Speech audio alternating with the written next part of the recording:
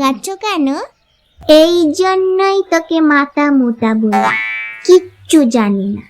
আজকে তো শিবরাত্রি, মা তো মন্দিরে যাবে বাতি দিতে, তাও জানিস না? তুই মাথা মোটা, তুই সব জানিস?